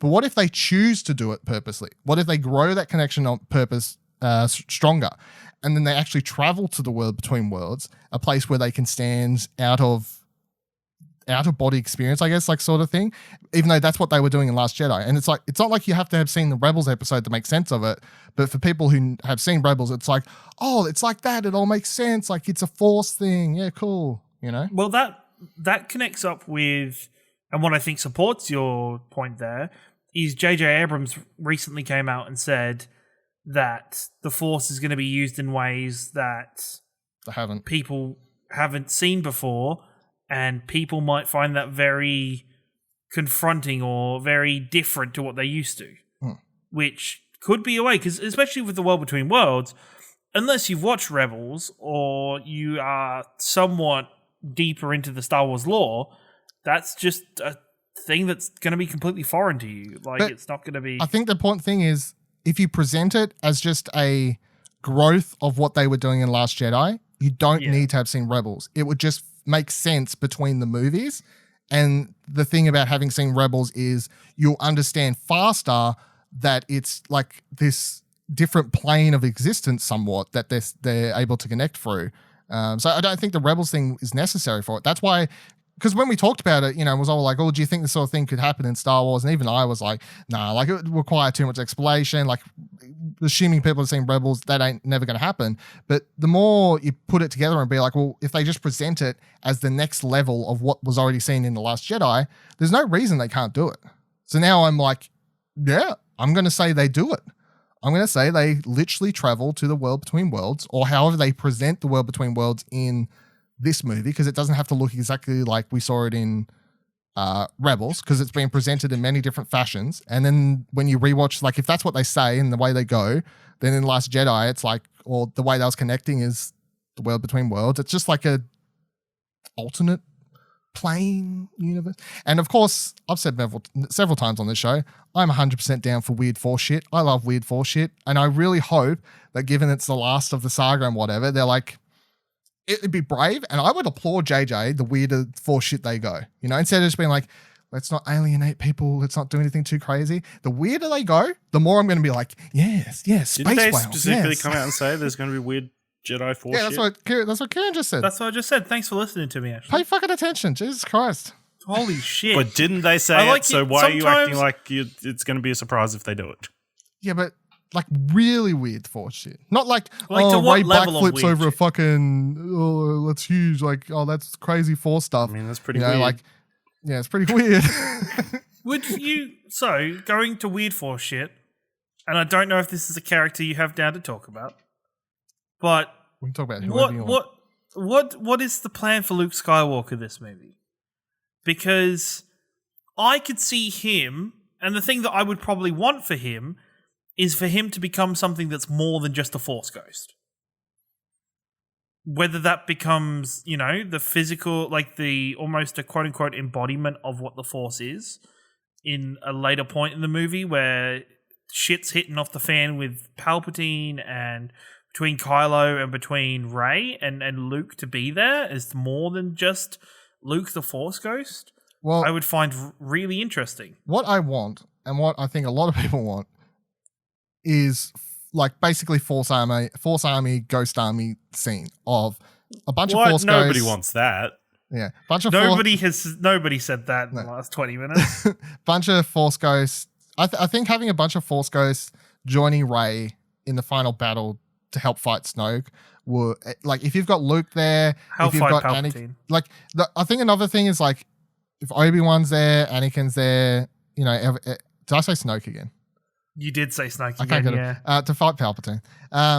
If all of them are there, and I think one like little thing to add to this is, you know that trailer I talked about before where Warwick was in it and all this sort of thing? They showed like barely any of Hayden Christensen in it, to the point, like it was so little to the point that I'm like, Are they purposely ignoring him to try and make people not think about him? Like, I'm playing real mind games of these trailers now. Like, they showed literally so little of him. They show, like, and you could be like, yeah, it's because everyone hates those movies. No, but they don't. They don't. You know, like, Lucasfilm doesn't hate those movies. A lot of people that work there don't hate those movies. You know, like, Dave Filoni loves those movies. Lots of people love the prequels now. They showed so little to the point that I'm like, are they purposely trying to have people not think about him? You know? And then we pull it back to that thing where Hayden Christensen was supposed to go on stage and, like, talk at some Comic-Con. And then apparently Lucasfilm was like, no. Get the fuck off. And he wasn't allowed to go out and take questions. And I'm like, why are they doing that if they're not afraid of him being asked certain questions? So what I want, Luke leading an army of... Would that take away from the level of mystique or the importance of becoming a Force ghost? If the Force ghosts are now strong enough that they can that there's so many of them that can interact with the world. You have to limit what they're able to do. And as we talked about Last Jedi built upon the Force Ghost stuff and showed that they can interact with the real world. They showed later Yoda cast That's thunder. Yoda, though. Yeah, I know. But if that's the most they can do, like little amounts of stuff, like, Or not maybe like they're coming all trapped in lightsabers like one place, like one Jedi temple, and that's where they're going to go free all the Force ghosts. Come help. But them. even like the thing is for me that honestly, I don't need to see them do anything other than show up and be there as the symbol of hope to give Rey what she needs to fight. So do you say that's all I want? So you're not thinking Lord of the Rings Force ghosts. You're thinking No. Harry Potter Force ghosts.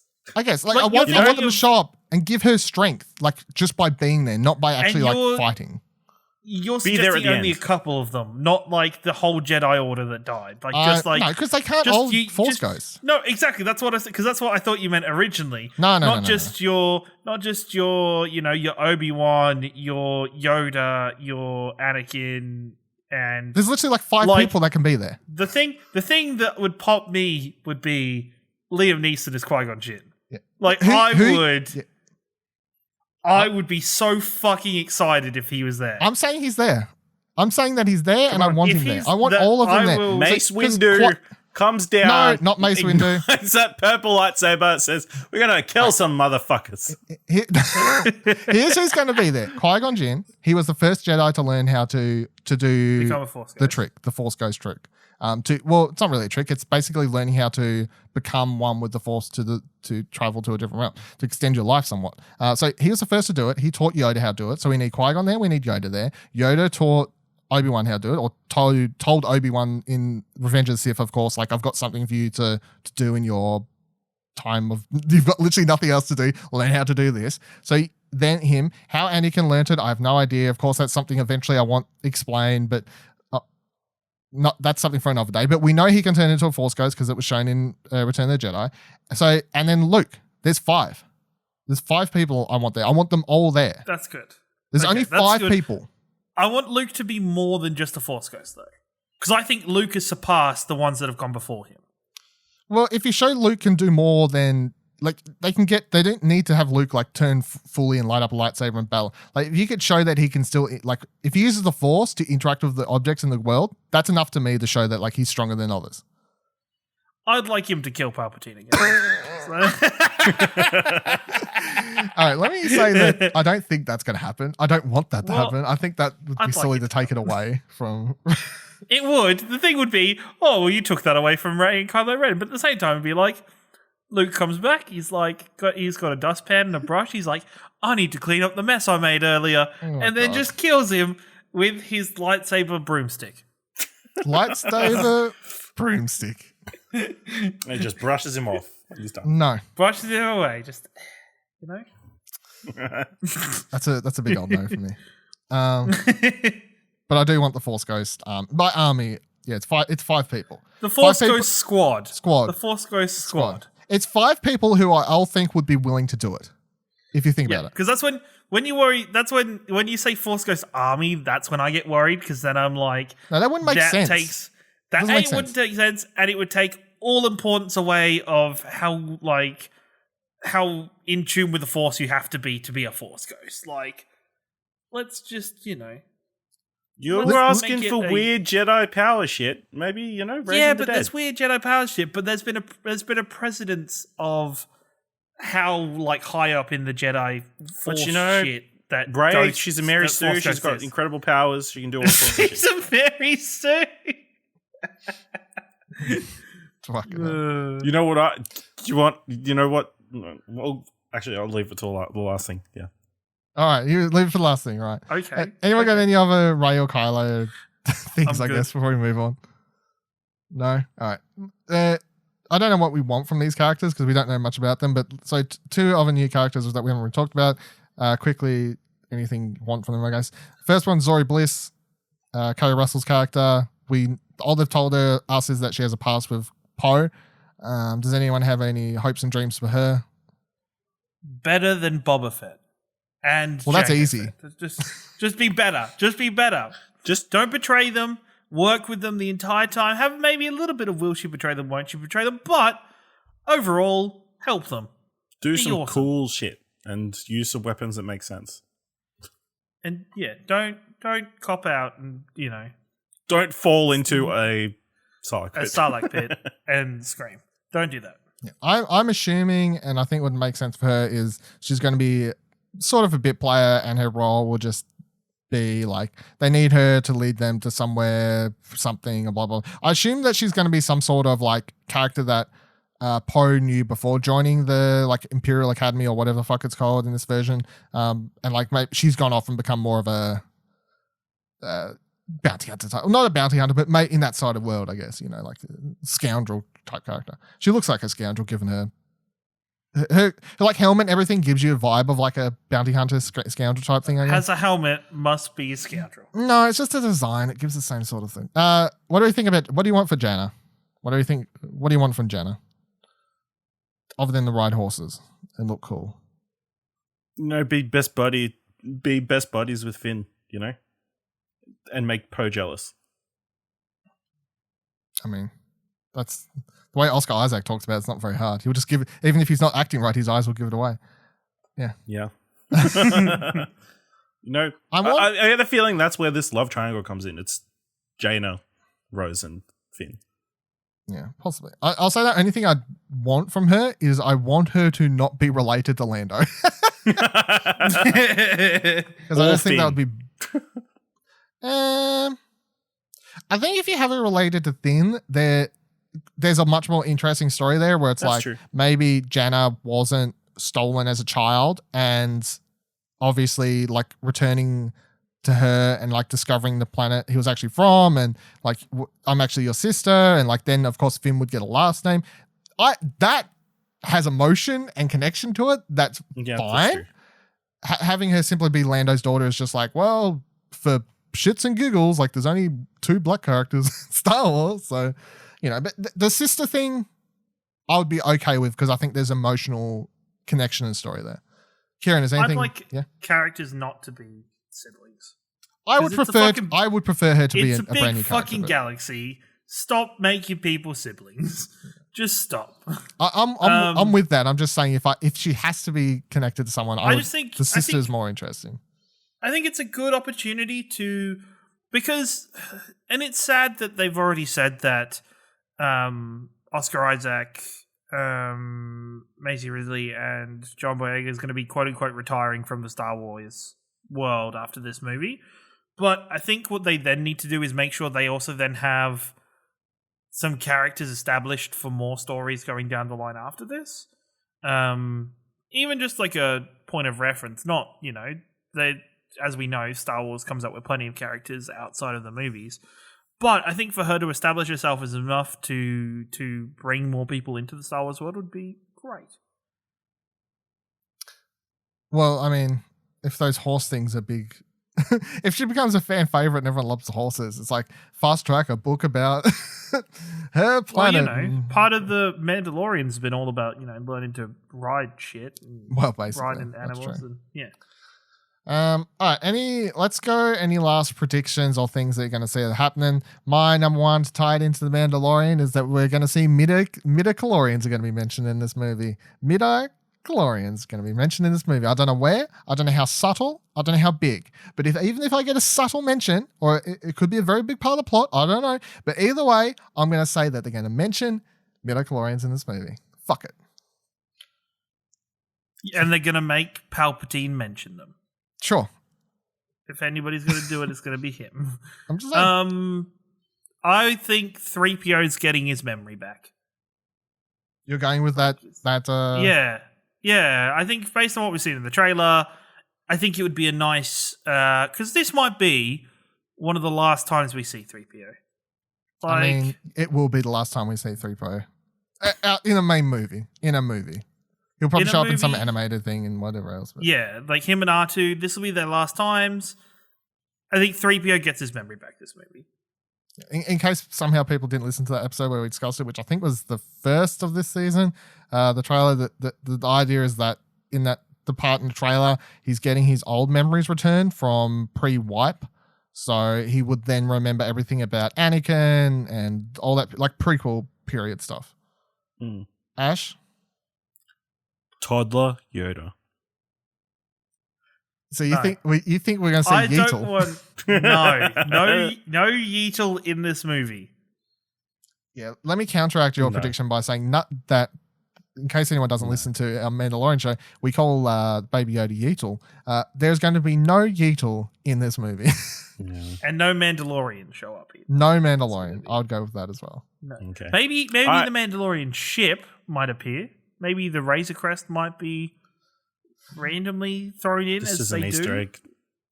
Yeah, Possibly. but I don't know if that would count, but My other prediction is the Millennium Falcon goes down this ship. Goes down in this movie. Irreparable. Yeah. I mean, yeah. Yeah. Also, Chewbacca lives happily ever after. I think the Book of the Wills or the Books of the Wills are gonna play a bigger part than we might think in this movie.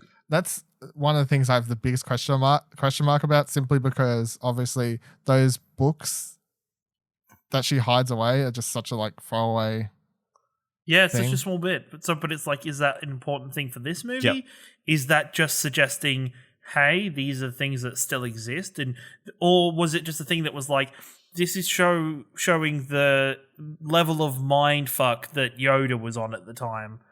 Was that he was just so, beyond that. He knew what he was doing exactly. It was like, man, I'm not even fucking anything up. Luke just What I want is a scene where they're like fighting in the Millennium Falcon or something. I know what will save us, and then she pulls out one of the books and just hits somebody with it. John Wick style. Just break somebody's jaw with a book. I don't. We're in predictions, but I'm gonna. If anyone has any, does anyone have any last predictions? Like actual legit predictions? No, I'm good. All right. So last thing I kind of want to do. Haymaker wants, and I mean like crazy as fuck thing, because what I'm going to throw out that I definitely don't think is going to happen, but would make me the most excited out of anything, is if I got tie-in of Sabine and Ahsoka and all this stuff. No, not going to happen. Shut up! I said I want it Haymaker for you wants. too. Not gonna Haymaker happen. wants. I said Haymaker wants. Crazy wants. Just let me dream for a moment. It could work.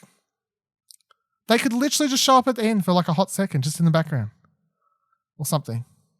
Fuck you.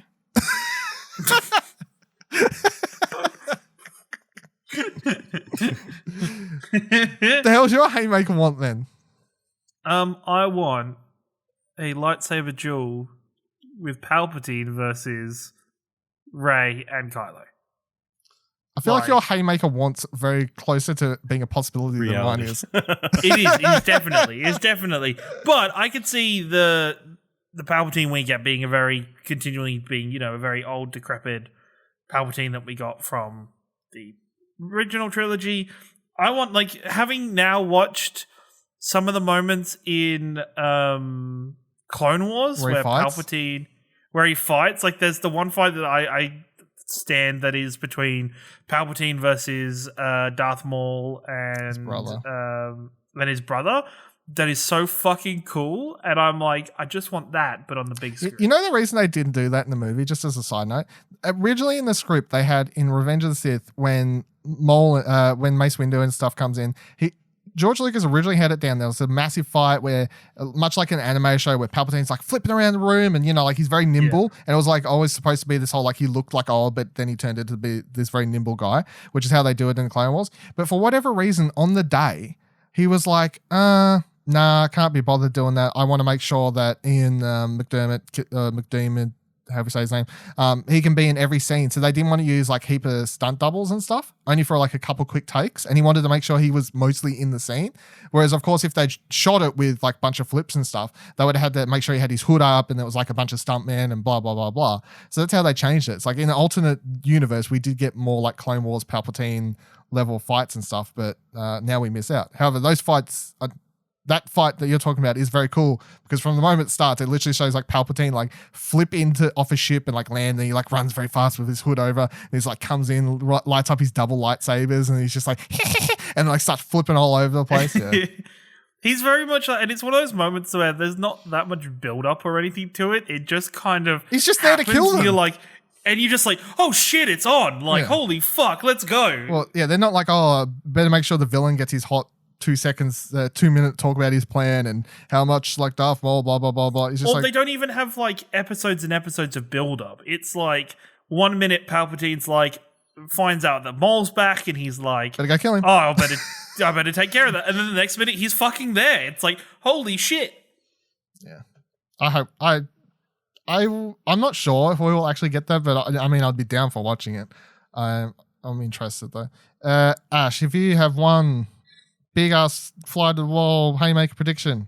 Sorry. I don't have anything. Obviously, Ben Demption, Raylo, there's all those jokes and memes and stuff. I would love if they did an Endgame style credit sequence, which I don't think they will because of history. But I think like a cool graphical thing touching on the ejector as they go through for the last time. I think that would be cool. I mean, I know. Yeah. So you're saying like big credits where it shows like a picture of the characters and actors and everything. I would say that I would put the odds very low. However, if they did it, and I would be down for it because it's like, don't just have it be people from this movie. Literally do a long ass credit sequence with literally all of the side characters. You just said we're going to be bringing characters. all these people back through Force Ghosts and that kind of thing. There's only 5 people. Yeah, but like make the credit sequence not the credit sequence for this movie, but the credit sequence for the entire 12 movie saga. The saga. So have David Prowse credited and whoever else, like random people like who haven't been involved since the original trilogy and whatever else. That would be cool to me. If you're talking about like a big graphic credits sequence, make it the graphic sequence, make the credit sequence, or maybe do 2 credit sequences. So that one's first, end of saga credits, and then you go do the normal credits after that. That's just for this movie. That would be cool. have your play credits where it's like, yep, everybody sits through them, claps, like chills, and then the actual credits kick in and everybody can leave. Because there's not going to be any after credit scenes. There's just going to be... It's just the end. Yeah. I guess my last thing I'll say before we kind of wrap this up is I really want this to have a final feeling. I understand they're going to leave it somewhat open so 10 years later they could do something else or whatever. I understand there's probably going to be more Star Wars movies and when they do them, they're going to be like, the whole thing of this is it's the end of the Skywalker saga, but they're definitely going to do more Star Wars movies. But I just want this to have a really like, don't leave me hanging. I just want to feel like it's actually done. Like if you want to compare it to Endgame, the one good thing I like about Endgame and the one reason I wish there was no more movies coming out is that movie just feels like end, closed book. For me, it's a chapter.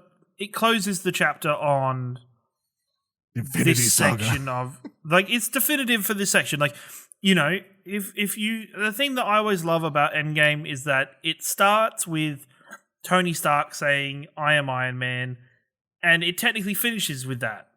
in some ways, yeah.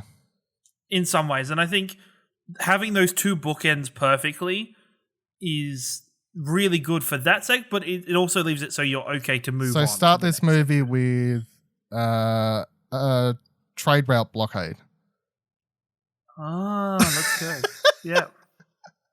Let's go flashback to they randomly find a data cube of one of Palpatine's speeches back at the Senate, and then we have to go revisit the Senate for 10 minutes. So just cuts in the boo. They're like, what are we doing here? They've blockaded us again. All right, so final prediction, internet reaction. One word. Do you think the internet reaction to this movie, judged off all the trailers and everything else, do you think it's going to be hot, as in people love it? Primarily people love it. Do you think it's going to be cold, as in people hate it mostly? Or mixed, which is, I guess, yeah, somewhere between. Ash, how are you feeling? Screw your words. I'm going to say favorable. Which one does that relate to? It's like mixed, but leaning more towards the positive. Okay, so it's like a warm then, I guess. It's not hot. It's lukewarm. It's lukewarm. Oh, God, lukewarm. Ciaran. I'm gonna go with the cop-out answer between the three and say mixed. I think in today's day and age, you're never going to make a Star Wars film that is renownedly loved by everybody. I think everybody's going to have problems with it if they want to have a problem with it. I just think at the end of the day, it's going to be like one of the things where we don't know where this movie sits for maybe 12 months.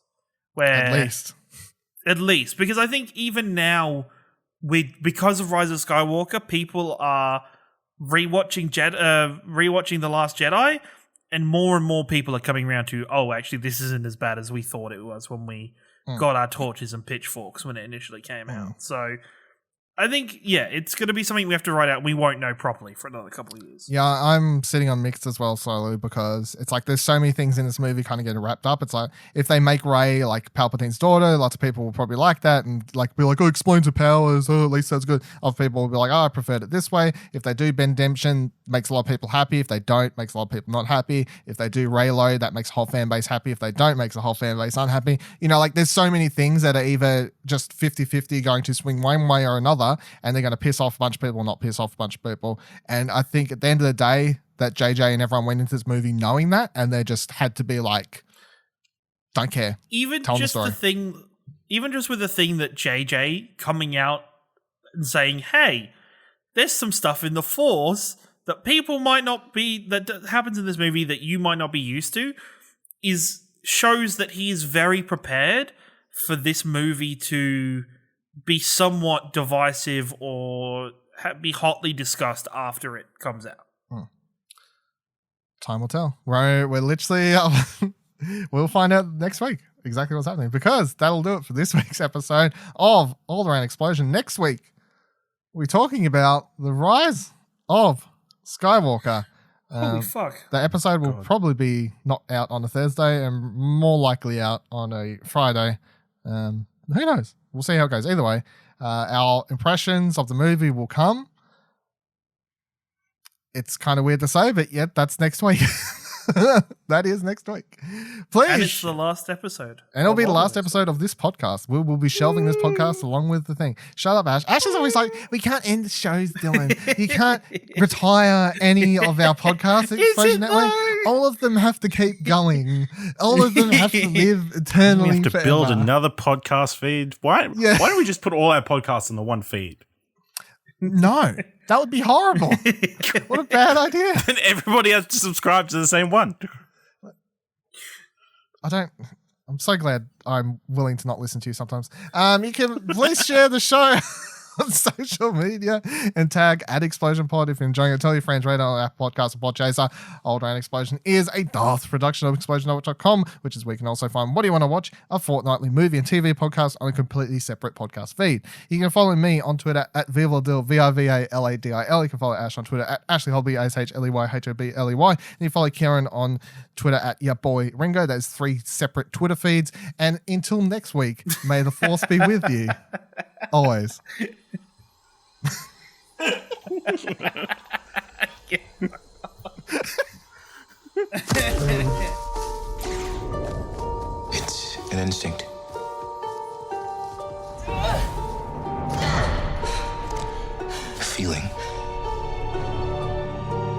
Force brought us together.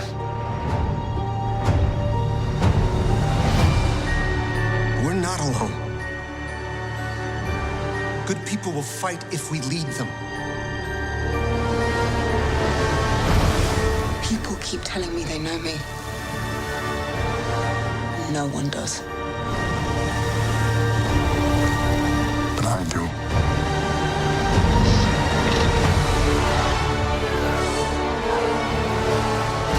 Long have I waited.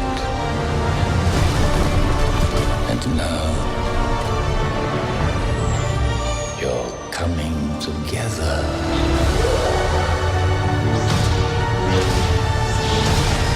Is your undoing.